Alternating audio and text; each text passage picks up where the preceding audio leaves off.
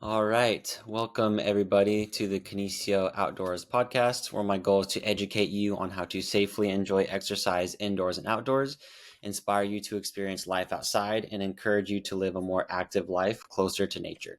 Today on the podcast, I have Dylan Gorman. Thanks, Dylan, for taking the time out of your day to join me. So, how are you today? What's going on? I'm doing great. I'm just kind of taking an easy day here in coastal central Oregon and not doing any guiding. I own and operate a fishing guide service. And yeah, just kind of wrapped up a big month of doing a lot of fishing, more for fun than guiding, but a little bit of guiding mixed in. So Yeah, just so right now it's July having 12th. So, what season is it right now? You said you took a break from guiding. So, what season is it? July 12th, Oregon coast.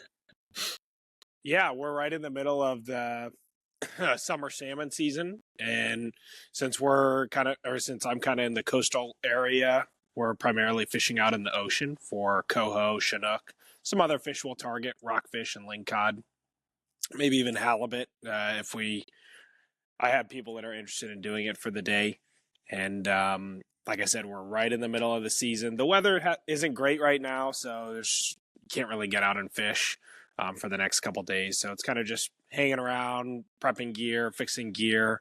I'm also right in the middle of working on a master's degree online. So any down days I have, it's nice to get some writing done.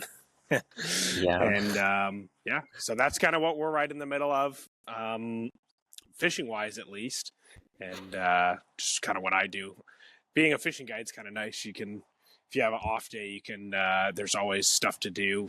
Just kind of hang around the house. And yesterday I was doing oil changes on all my motors and prepping gear and tying leaders and stuff like that. Yeah, and I'm sure you have a honey-do list as well on your days off. I know I get a pretty big honey-do list after hunting season. Yeah, those things always come up, and it's like build this fence or make a garden box or whatever. Yeah. For the one time you got a So fireplace, that was a little bit of a chore. the 500-pound fireplace lugging it into the house. So there's always different things here and there, and so I think being a fishing guide where you make your own schedule, you always have to um, kind of set different timelines, because people will be like, oh, you can set all this time aside to do all these things, but you still have work to do. Yeah. It's just you're not going into an office, so you have to just manage your time accordingly. So are you telling me that being a fishing guide does not mean all you do is just fish and catch these giant salmon all the time? You have to do other stuff too? No. Yeah, that's just the best part of it. Nobody sees a lot of the behind the stage stuff where you're, like I said, prepping gear, tying leaders, and actually that's mostly the easy component of it. There's a lot of other things like dealing with your insurance and booking clients and communicating with guests and making sure they're set up on the right trip, and dealing with all sorts of trailer and boat and mechanical Mhm. issues that come up. And sometimes they come up, the night before a trip. So you're up till midnight or 1 a.m. or 2 a.m. fixing stuff to make sure people can get out and fish.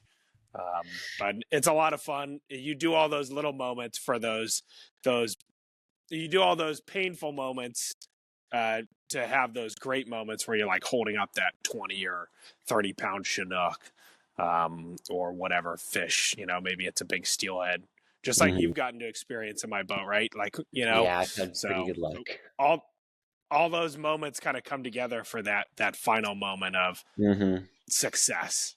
Yeah, and that's what And makes it that's worth it, like, right?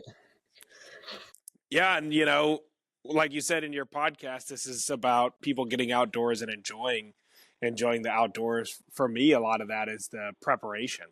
Hmm. Proper preparation prevents poor performance, and so Yeah. doing all that prep work ahead of time is going to lead to better performance. And then, for me at least, I enjoy fishing when we have success, obviously it's about being out on the water and having fun, but the more success, the more fun you're going to have. So making sure all that prep work's done, so my guests and also myself can just enjoy the success, Yeah, makes it worth it.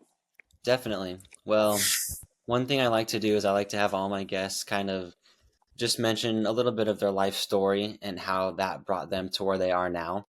So I'll preface that with us meeting. We met at a college fishing class that I took. I took a fly fishing class, and for whatever reason, we just got along pretty well. I think it's because the other people were like pretty novice, and I was trying to get like a little more technical. So I think that really helps to stand out when you're in like a fishing 101 class.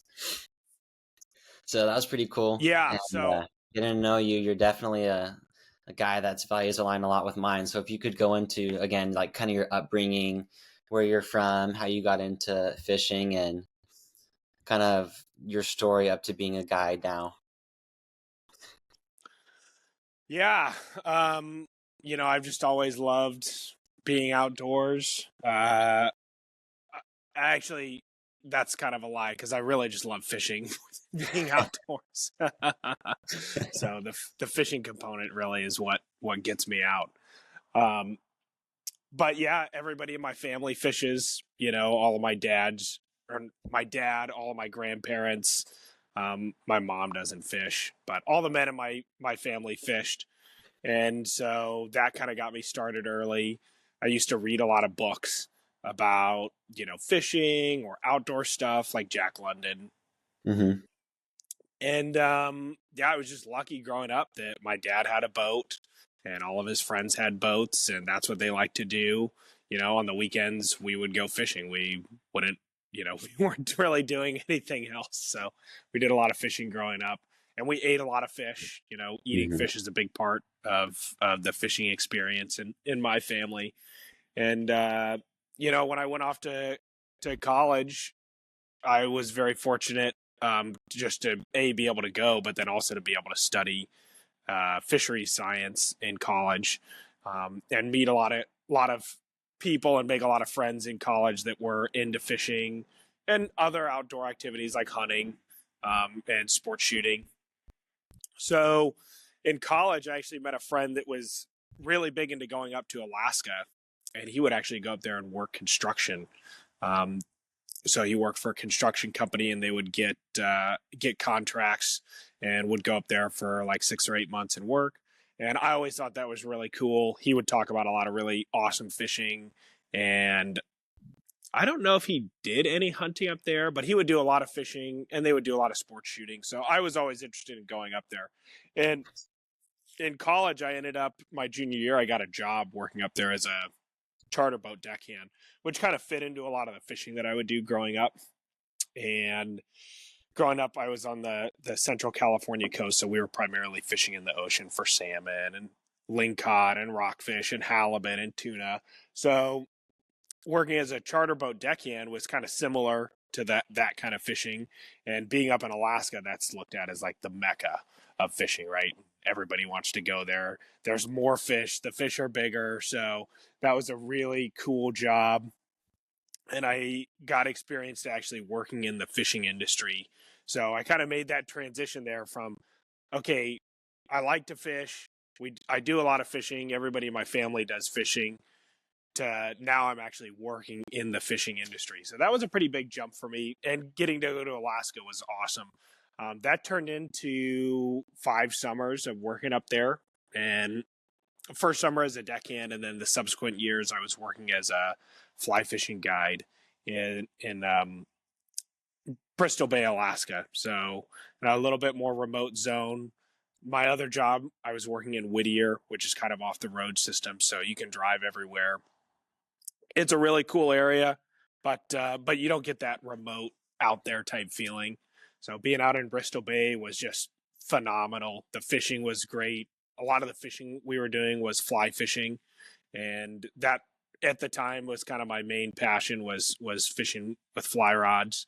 And so we'd catch salmon and trout, rainbow trout, dolly varden, char, grayling, and you're being around bears all the time, within 50, 25 yards, and moose, and you see wolves, and you're flying in float planes. So that was just a great experience. Made a lot of really great friends. um, in fact, people that I still keep in touch with, uh, and it was just a good experience for, kind of, as I finished that up and met my wife, decided I wasn't gonna travel up to Alaska to work anymore. Started my own business here in Oregon, in the central coast, which made sense because I went to school at Oregon State, and so I was just kind of local to the area that I went to school, and had a lot of connections. And that's what I've been doing for the last 7 or 8 years. Is I've just had a fishing guide service here in Oregon. Um, like I said, along the central coast, where I fish for salmon, steelhead, and trout, and then also go out into the ocean for salmon, Dungeness crab, rockfish, lingcod, and sometimes halibut. And it's been a great experience. I also teach a fly fishing class at Oregon State and a steelhead fishing class, which has been amazing because I've gotten to meet tons of people. They're introductory classes, but I get lots of people that are very experienced anglers. Um, Both men and women. In fact, there's a lot of women that take the class that are far more experienced than a lot of the men that take it, Hmm. and so that's been really cool. And I made some great friendships. This one included. And actually, I went to Alaska just 2 weeks ago and met up with a student of mine, and he guided me on this little river that we fished, and I ended up catching like 5 or 6 steelhead. We had to show up at midnight because that's when the river opened. So that was a pretty neat time. And I'm not gonna say where or like exactly where because I don't want to give away his honey holes. But if he's listening, that was a pretty sweet fishing trip. And I can say without a doubt, even being a teacher, I learned probably more from my students than I probably teach because you've taught me a lot about hunting. Um, I've learned just tons of fishing related information from all of my students, and yeah, it's just been really cool. So, Yeah, well, but that's kind of my story. The long and the short, hopefully not too long. no, that was great. That But was yeah, perfect. Yeah, so that gives the listeners kind of an idea on what it is that drives you. My next question I have on my queue is, what are your hobbies and interests? Well, fishing, right? Definitely a huge hobby. But lately you've been getting into hunting, so why don't you go ahead and give us kind of a breakdown of how you got into hunting, how you started, and then we'll use that and we can just dive into your hunting success of last hunting season. yeah, my yeah success, but maybe just dumb luck. I don't know. But yeah, You can't get them from the couch. yeah, hunting's not really something that I was. Um, I've always been interested in hunting, but it's not something we did growing up. My dad and grandfathers, they all hunted, but where I grew up in California, in the Bay Area, hunting wasn't really like a big thing you could do access wise. So even though my dad hunted and trapped a lot growing up, it just wasn't really on his forefront. And so I actually just got kind of lucky. Me and my wife, we bought a house, and it just so happened that adjacent to that house was a lot of industrial timberland that you could get a free permit and walk onto to hunt. It just started by accident. I've always been into sport shooting, so I had shotguns, and I think I had one or two rifles, and I had done some waterfowl hunting and some turkey hunting and this and that, but not very seriously, just going with other people. So we bought this place, and I just started hiking back into the woods with my dogs just to take them on walks and on my off days, and I'd be like, well, there's a lot of sign back here, and there's like deer sign and elk sign, and my dad, I think it kind of maybe revigorated some of his hunting interest from his childhood. He bought one trail cam or two trail cams and talked to some friends. Okay, where do you put them out? What do you look for? Okay, so I walked this trail camera back into the woods. And in Oregon, it's illegal. You can put corn or bait out in front of a trail camera. So I threw a bunch of corn down and set the trail camera up, and honestly forgot about it for months. It was like fishing. September's a really big month for salmon fishing here, and generally I'll fish, 25 to 30 days in a row. And so I think I had it out there from August, September, and October, and deer season started, and I had an off day and I was up early. And I was like, you know what? I'll walk out and take a look at it. So I get to the camera, no idea how to work this thing. So I get the chip out, and I'm looking, or I get the camera out because I don't have a chip reader. And I'm just looking at the camera, and I'm like, holy shit! There's like an elk, multiple elk, and there's a deer and a bear, and like there's like 300 images on this camera that's been out there for months, and all the corn's gone, obviously. And so I was just like, that got me so excited to go out just to try and see one of these animals. And obviously, as a fishing guide, you're interested in harvesting and eating food that you can catch. So, actually shooting one was an even bigger goal. Well, I had no idea I didn't have a rifle with a scope. I had no idea how to sight one in. So then that started this whole process of learning things. So asking people like you, in fact, I was like, hey, what do I need to shoot an elk or a bear or a deer? And how do I get it sighted in? And that was like a year-long process. So I didn't even hunt that year, right? Spent the entire next season setting up a rifle, learning how to shoot it, learning what to look for when you're out in the woods. And that next season I went out and still never saw anything. But I was lucky enough, you actually taught me a couple things about still hunting. And most of the friends that I know that hunt are bow hunters. And so I learned a lot from them. And I really can appreciate the style of hunting where you're stalking or just still hunting, and you're going to get really close to an animal. And that always interested me a lot more than maybe shooting something that was really far away. And so that season, we actually, the very last day I was out with you, and we saw a couple deer still hunting, and I learned a lot from that.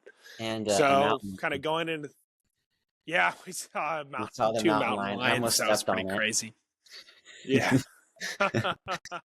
So, but that was a great experience too, because had I maybe practiced a little bit more and been able to draw my rifle faster, maybe I could have gotten a shot or at least seen it through the scope. So then the next off season, okay, I spent more time practicing shooting, practicing bringing a rifle up quickly because you might only get a really short window to take a shot.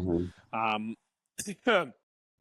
And yeah, so just learning a lot of little things that, and then learning these things from people, and how they'll use them in their settings. So like going out with you and checking your cameras and hunting a little bit with you in your spots, and then taking those little tips and those little tactics that I learned that worked in other locations and using them in my locations that I found, just really made a big difference. And that's something that I've always learned in fishing can be very helpful. And that's something that I've really used to my advantage as a fishing guide is like, okay, what are other people using to be successful in their areas? And kind of, so not just being like, okay, I'm going to go to this person's spot and fish the areas they're fishing, but okay, how are they fishing? What are they doing? What are they using? And then adapting that and bringing it to the areas that I know, or finding maybe new areas and using these techniques to target fish in those areas. I think the same thing's kind of true in hunting. So that was really beneficial for me, kind of learning these little tips and tricks for stalking and still hunting, and taking advantage of really short shot windows at close range, and just adapting them to the areas that I hunt. And then this last season, Let me jump in real I quick. felt like it was oh yeah, go ahead. Yeah, so for those that are still like in a position where you're not really a successful hunter, one thing Dylan did really well is so I told him what calibers are pretty common, why they're good, what scope was pretty common, why it's good. So he did the legwork. I kind of gave him some pointers, And then when it came to hunting, he took me to his spot. So I didn't take him to my spot first. Dylan took me to his spot first. And then he said, I've seen deer here. I had a camera here. And he knew a little bit. And then what I was able to do as a like quote unquote mentor is I was able to say, okay, well, this looks like they would probably be feeding here. Maybe they would be bedding over there. After our mountain lion encounter, which is pretty funny. Um, After that, we're walking, and then I smelled something. So I just, hey, this smell is an animal smell. I don't know if it's an elk or like rutted up deer. I don't know the difference too well. So then we're walking, and we're on this road, and I stop, and I'm letting him know like how to walk more quietly. And then there was an area where I was thinking, this looks like there should be deer here. I explained why. What, 2-3 minutes later, we bumped a couple deer. Yeah. Yeah, that was like total luck, right? It made me look like I'm just a wizard of hunting. But again, one thing that Dylan did really well is he found his own spot and then asked me, someone who's a little more experienced, to come in and hunt with him. And I was showing him a little bit about reading poop, reading tracks, things like that, what to look for, maybe how the animals are using the terrain. So that's something where it's really not something that you should be doing, is ask somebody, hey, can you take me to your spot and take me hunting and teach me how to hunt? I don't want to show my spots. It's hard to find good spots, especially in like really thick timber country. So if you can find a spot, even if it's a terrible spot, if you take someone to your spot and you say, I don't know a whole lot, this is what I think, can you just spend, a couple hours with me, tell me what you think of my spot, and then get feedback that way, you're going to get a lot further than if Dylan would have said, hey, can you take me elk hunting at your elk spot? Like, I probably would not have taken him to my elk spot. So that's something that Yeah, you and I did really wouldn't, I well, wouldn't Dylan. blame, I wouldn't blame you. If you didn't want to take me to your elk spot or whatever spot. But Yeah. yeah, I So think, yeah, that's something you did too, well. like you're So saying. go ahead. Oh, thank you. Well, just, I know one of the main goals of your podcast is to get people outdoors and you know, like I have always believed in fishing, and I'm starting to believe the same is true in hunting. Is like it's not about the gear or how much money you want to spend. It's really more about getting out there and building on your skills and your knowledge. Like I always say, people that are good anglers, like they're gonna catch fish anywhere they go. Yep. Doesn't really, you could give them the crappiest setup and just some basic gear, and they'll catch fish regardless because they know where the fish are and they know how to target them. And Yep. the same's probably true in hunting, I would imagine. At least that's what I'm starting to figure out. Yeah, it's pretty similar because so where I'm from in California, it's not nearly as thick as here, but there's like basic things you look for. And so now that you know these basic things, if I can ever get you to my dad's place in Montana, then you're gonna know just basic things. This is how I read a track. This is how I look at a trail. This is how I, read scat signs, so on and so forth. So I agree with you. I think the term Yeah, that actually, we commonly use is woodsmanship. gotcha. Yeah. Yeah, actually, it's funny. I just made this connection when you were talking about like reading a trail or reading sign. It's kind of like reading water and fishing, and Hmm. like reading where the fish are going to be based on Yep. the flow or the structure of the river. So Yeah, I'm exactly. going to use that analogy now. Yeah, it's a good one. So now that we did that, Yeah. why don't we talk So about, let's see, you got your bear first, right?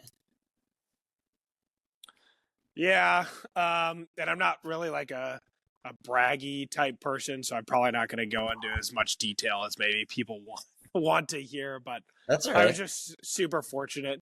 I was just really lucky, and spent a lot of time out just beating feet, and had actually gone out with a friend, my hunting partner, the day before, and his name's Randy. He's a really good friend of mine, and you met Randy, and Hmm. he got super lucky and got a really nice deer the day before, and we hunted through this just really crappy rainstorm, which can be good hunting from what people have taught me. So we went out, and then the next day, I had some work to get done for classes, and I was like, Randy, we should go back out, and I want to go out to this spot. And kind of last minute, I decided, you know what, I don't want to go out to this new spot. I want to go to the same spot that I generally hunt and just get in there and see what's going on. I feel really confident about it. And he had already shot a deer, so he left his rifle at home because he was tagged out for the season. And we get in there and we're just walking along, still hunting up this overgrown road that's all grassed over. And sure enough, there's this big dark stump that I thought that was laying in the kind of off the side of the road. And as we came around this corner, I'd kind of put together, from talking with you and from talking with other people that hunt, just go really slow and keep the wind in your favor. And we kind of came around this corner and I saw this stump and I was like, that just doesn't look right. Looked at it for a while. I already had my gun in a position where I could bring it up very easily. I identified it was an animal, and that it was most likely a bear. So I put my scope on it because we were within 50 yards. It was really close. And sure enough, it was a bear. And it stood up full broadside at 40 yards and gave me a great shot. So I took a shot. I had no idea that it was a good hit or a bad hit. It ran off uphill, and as we walked up to pick up the blood, noticed it had rolled back down and died about 5 yards from where I shot it. So it was a good clean shot, clean kill, and immediately got on the phone because I had no idea how to get this thing out. And you actually came to my help and brought up a giant wheelbarrow. And we were very fortunate that it was on this overgrown road that then connected to another more well-traveled road, Mm-hmm. and it wasn't way up in the timber, and we were able to roll it out and then spent all night processing it. So pretty incredible experience. Like I said, I'm sure I'm not going into the level of detail maybe people want, but man, it was just absolutely, there's highs and lows. Honestly, if, that was my first big game kill, while I was pretty excited, definitely the next day I felt, a little sad just for the animal, but Yeah. we've been eating it and nothing went to waste. We took painstaking measures to make sure everything was processed and handled accordingly. And that's been fantastic. I haven't had to buy any meat this year. Isn't that So a good that's been very feeling? good. Yeah. Because you've got red Between, meat and you've fish. got fish. Yeah.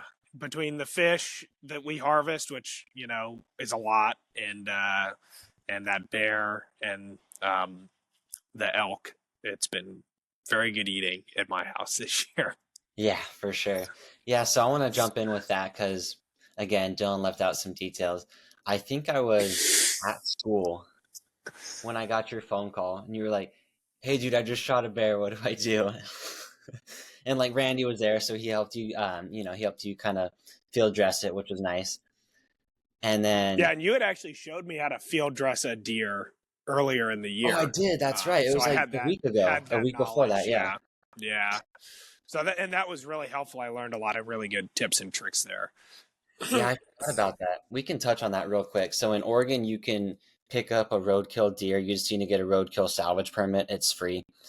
And I think it was exactly 1 week or like 6 days before when you got that deer. And then, Yeah, like you said, I showed probably. you how to field dress it and then how to skin it. I think it was 1 week before because when we got your bear back to the shop there, I really quickly just took The care of that deer while everybody like stood Yeah, the around deer was and still vibed you. hanging, and you Yeah. broke it down. Yeah, that's right. I forgot about that. So got the phone call, super excited. So I'm obviously excited for you. Like my friend just got great success. So I told Bridget, my wife, I was like, I need a free pass tonight. I'll make it up to you tomorrow. I need to go help him get this Yeah, bear. with a newborn baby at home. Oh, she was like 4 months old. She's not that bad yet. I Yeah, think Bridget was I think that was Bridget's first week back to work. So I definitely was pushing the limits a little bit. But yeah, I went to your place, picked up your wheelbarrow, and I just marched. It was like 1.25 miles, maybe. It wasn't that far back.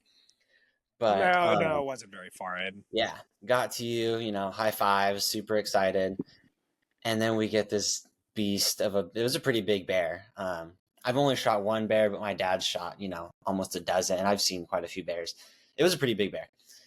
And this was like November 10th. So first, second week of November, it was almost hibernation time, a lot of good fat on it.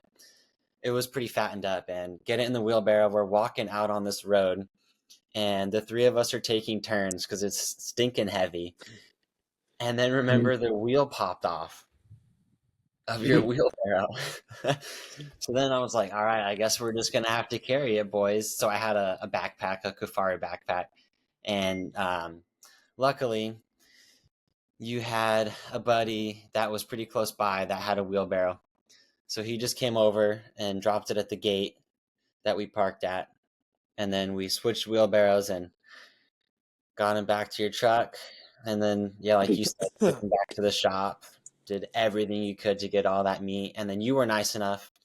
Another tip for anybody, if someone helps you get an animal or pack it out, it's probably a good idea to share some meat with them. You were really great and gave me a jar of bear fat and like some sausage and some burger and things like that. I think you gave me some backstrap roast. So that was awesome. I was thrilled for you. And then a week and a half, 2 weeks later, what happened then? And honestly, this was just dumb luck because I had an elk tag. I wasn't even planning on hunting. So, like I said earlier, proper preparation prevents poor performance, but there was absolutely no prep other than just having, the rifle and the general skill and knowledge and whatnot. And honestly, I kind of got called in on this one. I just got a tip. A friend of mine saw a bull the day before elk season opened here, our second season, and he didn't have a tag, and it was in a legal to hunt area, not private. It wasn't on private land. It was on a public access area, and just hiked in the next morning with my hunting partner Randy. Hellacious hike in through some pretty vertical, brushy, shrubby, junky stuff, and we got in there and we're like, okay, what do we do? And we're still hunting up a path. And I told him because I had taken the previous animal that he was the shooter, and it just so happened that we're in some really thick stuff, and the elk stood up on my side, and it was a shoot or miss moment. He didn't have a shot. He would have had to shoot past me. And so I took this elk, and it was a beautiful animal. Honestly, I don't feel like there was a ton of skill that went into it, other than just being there in the moment, being out there and taking advantage of a good tip and good knowledge. And, so we got this nice elk. I say him and I got it because we really did do it together.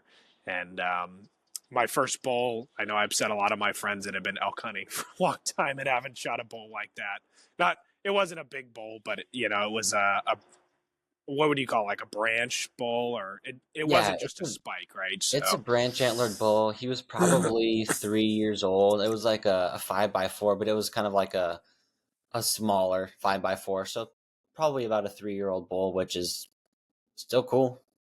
Still a good yeah, bull, especially so for a first one. really, really cool, and we were able to quarter it out there and pack it. And through my connections as a fishing guide, we were able to get some people out there with boats, and thankfully we didn't have to hike it out. We were able to walk it down and access a river and float it out. So that was Yeah, that's pretty I think sweet. I told Randy when we went in there, I was like, if we get one, I'm not packing it out, because it was, we probably did 1,000 foot of elevation over whatever a mile straight down. So it was easy Hmm. getting in relatively, but I was like, I don't think I could hike this thing out. So I mean, we would have if we had to, but it was pretty hellacious. Yeah, And that's so pretty cool. that was great. Honestly, between the two, the bear was, to me, that was kind of a really cool experience. The elk was like the cherry on top, but if I had to pick one, toss one out, I would toss the elk, take the bear, because I felt like I really earned that one. Yeah, exactly. That's been your spot for a few years now. You've learned that area pretty well. You've gotten that bear on camera for a couple years, so that's pretty cool. So once again, I need Yeah. to elaborate on your story a little bit. So when Dylan started hunting, there's three things that I told him that all new hunters are not great at. So one of them is they don't have the wind in their face. So if the wind is at your back and it's blowing, what's going to happen is your scent is going to be carried in front of you. So everything in front of you is going to smell you and then hide, leave, whatever. You're not going to see anything. So with your elk, you made sure the wind was in your face. So that's one thing you did well. The second thing that I mentioned is most new hunters are so loud. They don't realize how loud they are, and you were silent. You were really quiet. So you were 5 yards away from this bull when he stood up. You walked into his bed, right? Yeah. He was bedded down and we just kind of walked up on him. Yeah. We did have So good wind, which I was checking, and yeah, I shot him at about, I don't know, 5 or 10 yards. So yeah. So you were with silent. a The wind rifle, was in which your I just think is face. kind of crazy. Yeah, that's nuts. And then the third thing is a lot of new hunters don't look around enough. So that one, it's hard to see an animal bedded down, right? But with your bear, you saw, oh, I've walked this road a dozen or 2 dozen times. I don't remember that stump being there. That's a weird looking stump. And then it was a bear and you were prepared for it, right? So those are kind of three things that I've noticed most new hunters are struggling with. And you definitely learned all those pretty quickly. So, and then the Well, final yeah, thing, you can't mentioned, shoot him from the couch. It just can't happen. yeah. Well, you had mentioned all those three things, so I was like, I think I'm gonna just try and make those three things my strongest. Like they were my weakest by far, but so I was like, well, now that I know and have diagnosed these, and these are areas that everybody struggles, I'm gonna make these my strongest Yeah. points, and I think that that's like just a good strategy with anything that you're trying to be successful at. Yeah, exactly. I agree. So it was definitely super cool getting all the pictures and calls and texts from you this past fall. It was awesome. Super happy for you. And it's definitely not an easy feat. Like you said, a lot of your friends have never shot a bull that big. Some people hunt like 5 to 10 years without ever getting an elk, and you did it in your second season. So there's definitely something to that. I know you got a hot tip, but you still had to get your butt over there Yeah. and have the wind right. So you definitely did some really good things. So Thank you. now I want to dive into your Alaska trip that you just did. You don't need to say location, so I always say no telling them creek. That's just Yeah. every time anybody asks me, I say no telling them creek. If someone asks me, oh, where did you shoot that deer? I say right behind the shoulder. Like no one knows any of my spots. I don't tell anybody. Yeah. Don't feel like you need to disclose anything. You could just say Alaska, and that's all everybody needs to know. But I want to hear because I Got know it. you took Haley and you took your mother-in-law, right? Which seemed awesome. I Yeah. know Haley is actually quite the angler. I'm sure she's far more successful than I am. So let's get into your Alaska trip. Cool. All right.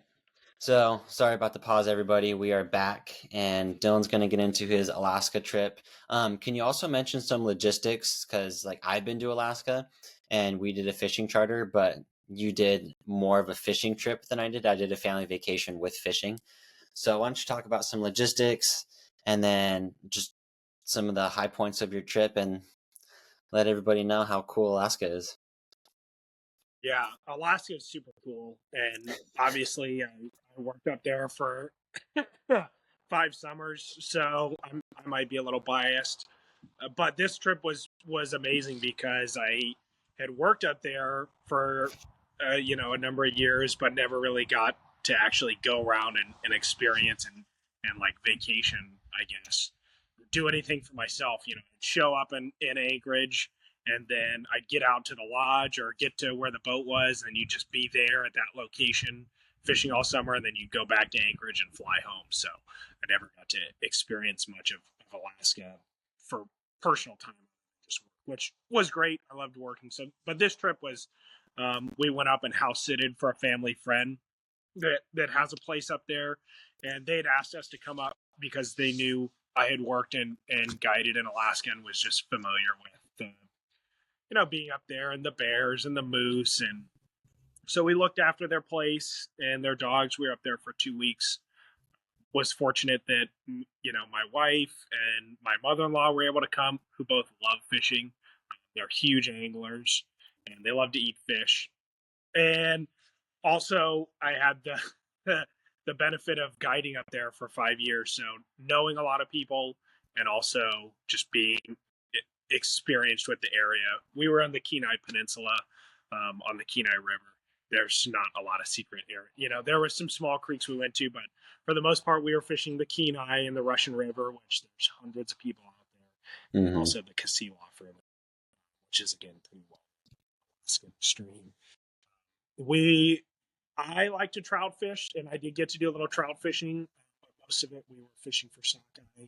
We were on the early part of the run. You're flossing the fish, so you're just trying to get your line to go in between their mouth, and you set the hook. It's like a form of snagging. You snag them. Mm-hmm. You end up bringing back. I actually thought, because we were kind of early on the run, we were middle, kind of early to mid June. And generally that's kind of early for sockeye, but the return came in pretty strong, the early return, and so we caught a number of fish. Logistically, what I'll do if I travel somewhere is I'll bring a cooler with me, pack all my clothes in it, and then I'll roll up a duffel bag and put that in there. So when I fly home, I have that cooler, you fill it with your fish that's vac sealed, and then you put your clothes in your duffel bag and you just check 2 bags. Well, That's I a didn't hot think we tip. would get into a lot of. What's that? That's a hot tip. That's a really good idea. I've never done that. Yeah, I can't take credit. That's what my dad. That's kind of his program that he's done, and so it does work really well. And I would recommend anybody that's like traveling. You could probably use it with game as well. Yeah, But I need to do that next yeah, time I go to Hawaii. That's a really good yeah. idea. So that does work really well. But unfortunately, I didn't think we were going to get into a lot of fish, so I didn't pack my cooler. I was like, oh, if we catch a couple, we'll just eat them while we're there. And we ended up and had 35 pounds or 30 pounds of fish that we processed all together, and flayed and packaged. And so I ended up buying just it's like a box, styrofoam cooler inside a box, and we packaged it up in that and flew it back. Had I brought that cooler, it would have saved us a little bit of money. Yeah, so we brought all that back, and canned it and smoked it. In fact, I have some for you. Smoked canned sockeye. Yeah, pretty good. So that's kind of the gist of Alaska and the fishing that we did. At least I did do some rainbow fishing, and we went out with a friend one day. A friend of mine up there and fished for kings. We call them Chinook here. We got a nice king and just let him have it because we had so much sockeye. So, one night I counted 18 moose on a drive to go fishing, which is just incredible. And in fact, the friend of mine I mentioned earlier that guided me, the night we met, the car in front of him hit a moose, and I was asking him if we could go pick it up, but that's not Alaska. So, Oh, really? Unfortunately, That's a that's a bummer. no-go. They have like a big list of people that they pull from, and so there's like you're numbered on that list. Oh, And okay. they call the person and go to the second person. I guess there's like 300 or 400 names on the list, so it's a pretty Yeah, substantial I'm sure. list. That's crazy because if you think about it, if that meat were not on that list, they're like 1,000-pound animals. That'd be so much meat just gone. I mean, animals would eat it, Yeah, right? it would be really, really sad. There's no shortage of moose. I think, when we were driving down on the road system, there was a sign that 180 moose had been hit already that year. My So gosh. on Maybe that, we should plan a moose hunting trip up there. yeah. I don't know what the legality is, or how to hunt. If you can, maybe you can't hunt in that area. That's why there's so many. I don't There's a know. lot of moose for sure. When we jump off, I'm gonna ask you to disclose the location, and I'll do some research and let you know if we could hunt it one Okay. day. because I want to get a moose so bad. They're so cool. They're like one of the prettiest animals, and they're just like they're so unique. Like elk, you see elk in the lower 48, but moose are just a little bit different. They're just a little bit more solitary, and I think they're just a little bit cooler. Yeah, they're huge too. I mean, there's Yeah, no denying even a small big. So yeah. yeah, that was cool. Actually, funny where I was when I guided in Bristol Bay. We'd see moose kind of here and there, not a lot. We'd see a lot of bears, like a Hmm. lot of brown bears. So that was just a neat experience to see a lot of moose, just because I Yeah. hadn't gotten to do that, and my wife and my mother-in-law getting to see moose like that, and then also we saw we saw a brown bear eating a salmon, and so they got to experience that, Hmm. which was really cool. Overall, just a great trip and getting to share some of those Alaska experiences with them and being able to kind of guide them was just a lot of fun. So it's not something, as a fishing guide, you get to share stuff with other people that are paying you guests all the time, and that's great. I love being able to share the outdoors with them, but it's a little more special when you actually get to share it with your wife and your family, and to see Yeah. them catch fish. Yeah, definitely. And I want to expand on that because so you're a fishing guide. I guided elk hunters once for like 30, 40 days. And it's really, I think the reason it's so cool for us having our wives get involved and me with my kids, she gets out as much as I'm allowed to take her.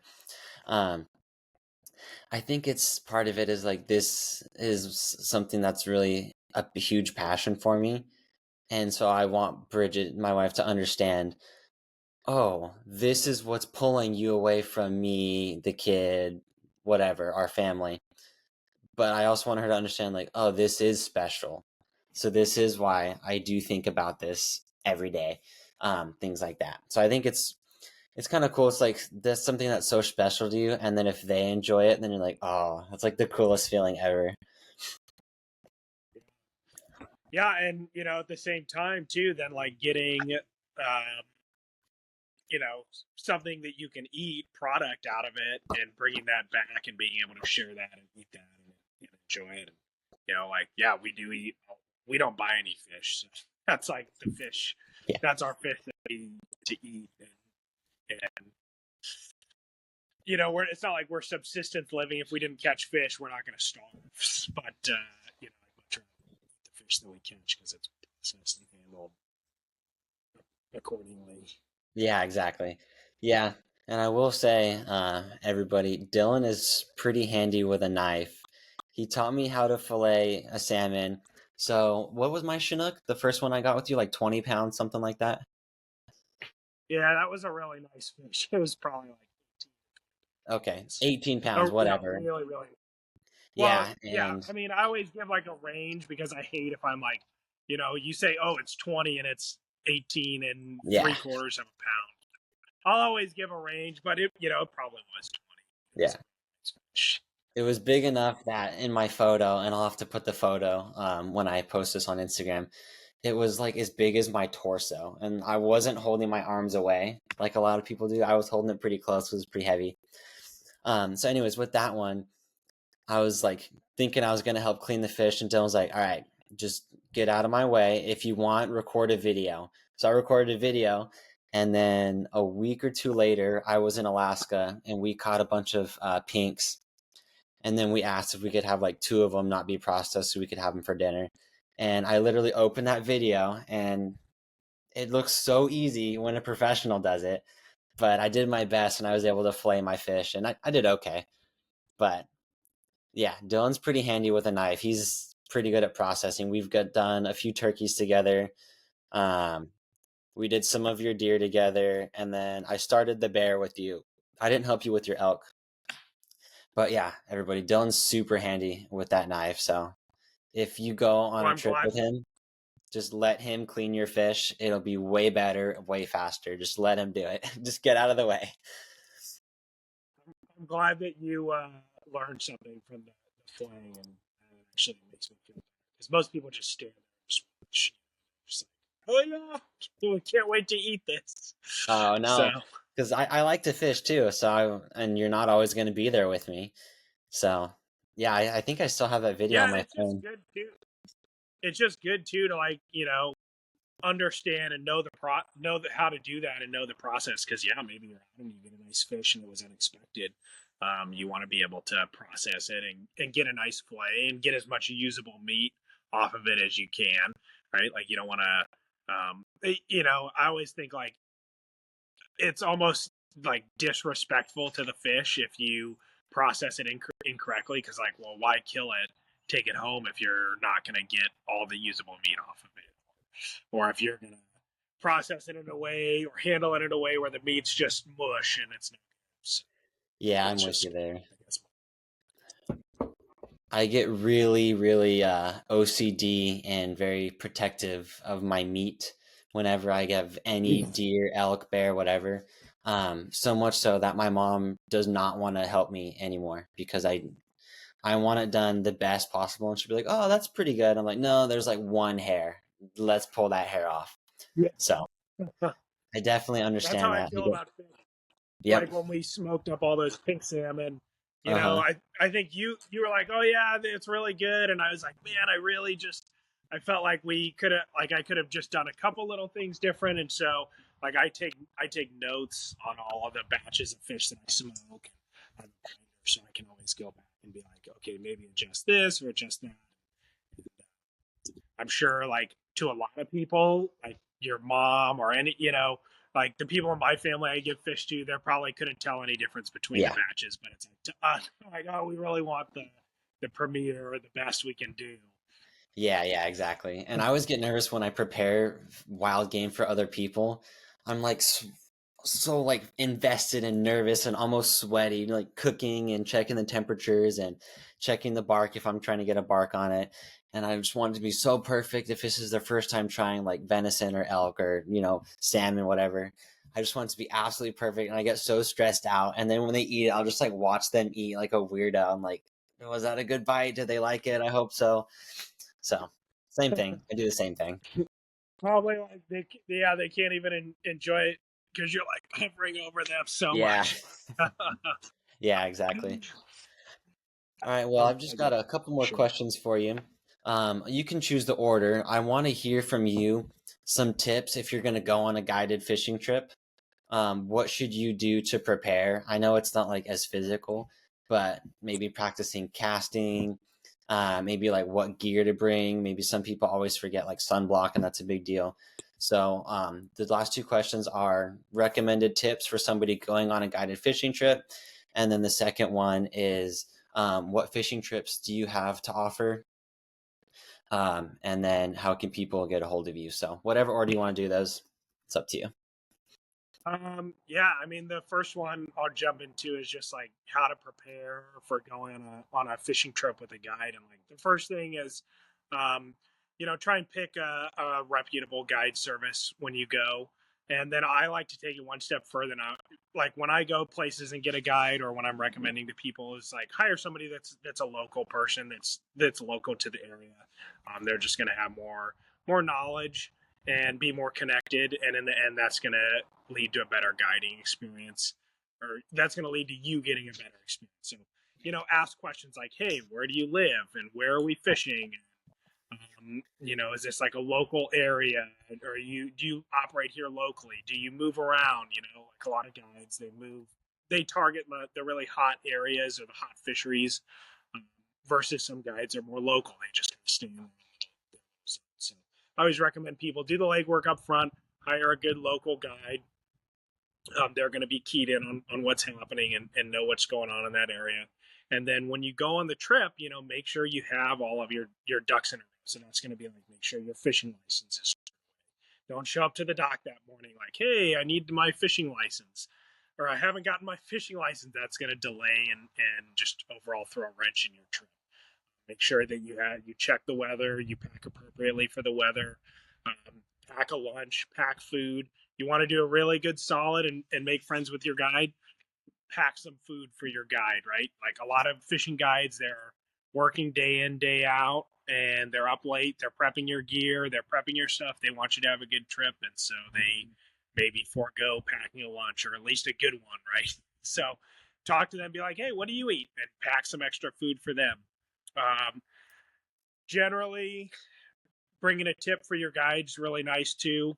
A lot of guides, they kind of structure their pricing to where that like tips aren't needed, but tips are really nice. They cover the expenses for the day, so that's just a nice thing that you can do. So what's And a there's rule of different thumb for thoughts on that. tipping? With hunting, it's like a restaurant. So kind of it's not expected, but the lower end is usually about 10% unless they're just terrible. And then people can tip Yeah, upwards from that. But usually the minimum that I've heard is 10% on the lower end, and then depending on how satisfied you are, then you get it to like the 15, close to the 20, things like that. So what's a good yeah. idea for you, and what do you think? I'm not gonna put like a number on it Okay. because everybody's gonna tip different amounts. I have guests that are, like pretty uh like this is a huge thing for them to go on a guided trip, and it's a big expense, and maybe so tipping just varies. I don't think for me a tip, I don't put a lot of value in like, oh, how big the tip was, Hmm. how appreciative I am. So tip what you feel comfortable, what's within your budget, and any if I get a tip, whether it's any amount, I think that's pretty cool.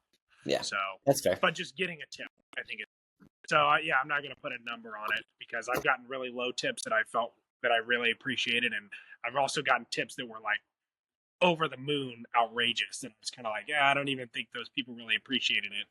They Yeah, just have a that's lot of fair. money and they tip. So have your fishing license squared away. Make sure you got the right appropriate clothes for the weather. Talk to your guide about that. Maybe there's some specific things that they'll advise bringing. Pack lunch, pack food, pack snacks, pack some for your guide, and tip. So those are some big stuff. And then there's also some just other things just depending on the trip. Like I'll do a lot of fly fishing trips, and doing some practice casting and just practicing and prepping and getting ready is going to pay off, because then you're going to spend a lot less time um, learning or having me teach you, and a lot more time actually fishing, right? So you're just going to get more fun out of the trip. So that would be a big thing for fly fishing trips. And then watch some videos. Like there's so much stuff on YouTube. If you're going to go like a trip with me, if you're going to go salmon fishing in the river, watch some videos of people Hmm. salmon fishing. Maybe talk to your guide. Maybe they have videos out there so you're familiar, especially if it's a hands-on technique, where you're going to have to be holding a rod and actively fishing. The more knowledge you have getting out there, the better you're going to be, and the less the guide is going to have to teach you, or it'll just be more like reinforcing certain techniques, so you're just going to do better. I do a lot of hands-on type fishing where I'm taking out guests, I'm putting a rod in their hand, and I'm going to teach them the technique for the day. And so for salmon, maybe on a slow day we get a handful of bites. Maybe on a really good day we get 10, 15, or 20 bites. So realistically, 10 or 15 bites, that's still not that many. So if you're holding the rod and you have to hook those fish and you're only going to get 10 bites in a day, you want to be as efficient as possible, because there's a big difference between landing 10 salmon and landing one or two, right? Yeah, huge difference. Yeah, just doing a little bit of legwork on learning the technique, if possible. That would be kind of like the operation. Yeah, very cool. All right, and then finally, and then we'll get you on with your day. So, what trips do you have to offer? I know you mentioned it earlier. And then, where can everybody get a hold of you? You don't need to mention pricing. If anybody wants to know pricing, they can call you, right? So, what trips do you offer? Yeah. And So then, how can they get a hold of you? yeah, so you can reach me through my website, and it's just dggfishing.com, and there's a full list of trips and pricing.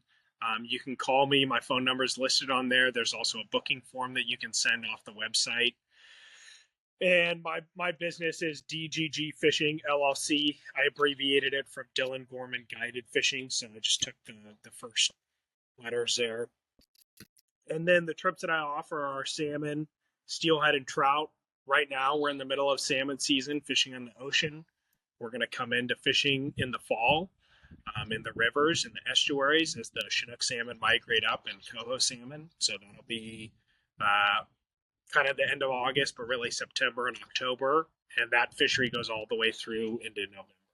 So if anybody's interested in doing that and getting out for salmon, now's a great time all the way through to Thanksgiving. You can reach me through my website.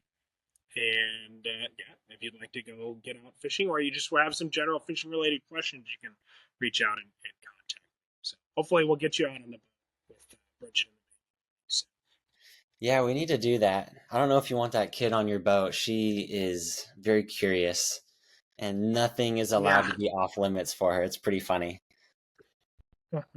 She thinks she's two So years yeah, old already. maybe not fishing then, grabbing hooks and bait and all that stuff. Yeah, maybe it would just be like a sightseeing boat trip. But yeah, we'll Those have are to get fun too, together. you know. Those are fun, yeah. That's when you see the best stuff, honestly. But yeah, we'll have to get together soon. Maybe I can get a babysitter and we can do get the wives out. So that way I can have Bridget's limit to add salmon to the freezer. Yeah, that's the one reason I love bringing my wife out is we get 2 times the double limit Yeah. versus just me one limit. So, but and yeah, I want to say thanks for having me on. This was a lot of fun. Generally, I don't really like to talk too much about myself or this or that. But, I know, it's yeah, it was tough. a lot of fun. I was able to kind of like reminisce a little bit, and also I think too it's just good sometimes to have these conversations and like process maybe like what what you're doing like was working or not working, and so Yeah, and that relates to your journal, right? With your smoking of fish. If you reflect on what you did, then you know better moving forward. And that's kind of a tip for everybody too. No matter what you're doing, if you're trying to improve, if you can take time to reflect on it, you're probably going to progress a little faster than if you just, keep trying, keep trying. Well, yeah. cool. Thank, Thanks, Dylan. I've got nothing else unless you've got anything else you want to say to anybody. We'll let you get out of here and Now I'm continue with your day. over my limit. So thanks Yeah, again. exactly. All right. Thanks, everybody.